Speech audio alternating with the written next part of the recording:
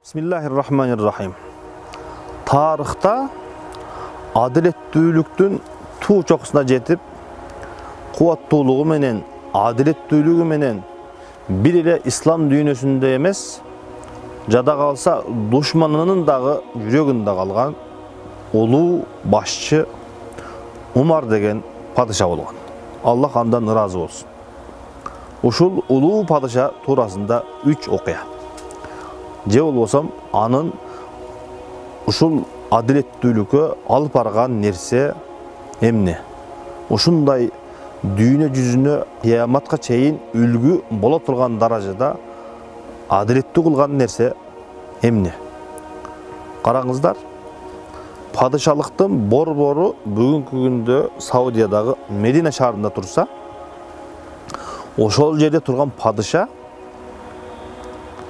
бүгүнкү күндөгү Ирактагы Фурат дарыясында, ошол жерде, ошол тарапта bir tö bir чуңкурга түшүп мүдүрүлүп кеткен болсо, ошол tö мүдүрүлгөндүгү үчүн Алла Таала мени сурак кылып, мени суракка алабы деп коркомун деп корккон экен.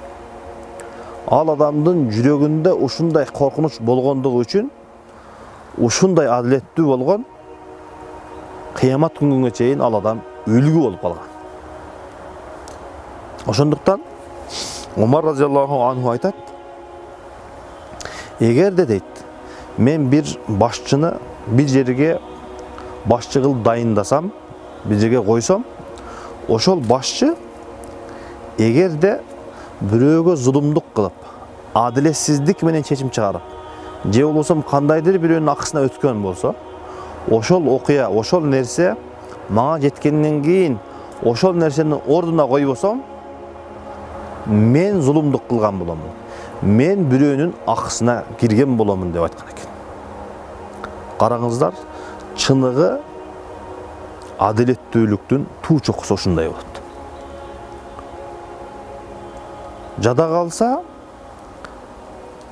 эки жакшы адам бар. Эгерде bir жерге жоопкерчиликтүү же жоопкер кылып bir адамды кое турган, шайлай турган болсо, эки адам болсо, бирөөсү экинчисине караганда жакшыраак, же болбосо билимдүүрөөк, же болбосо ылайыктуураак болуп калган болсо дейт. Ошол ылайыктуусун, билимдүүсүн, татыктуусун койбостон экинчисин коюп койсом ошол жерге, ошол жоопкерчиликти ошол адамга берип койсом, менин жүрөгүмдө, ичимде чыдаганга болбой турган даражада кыйналамын. Жүрөгүм ал нерсеге чыдабайт. Ушунчалык катуу кыйналамын деп айткан экен.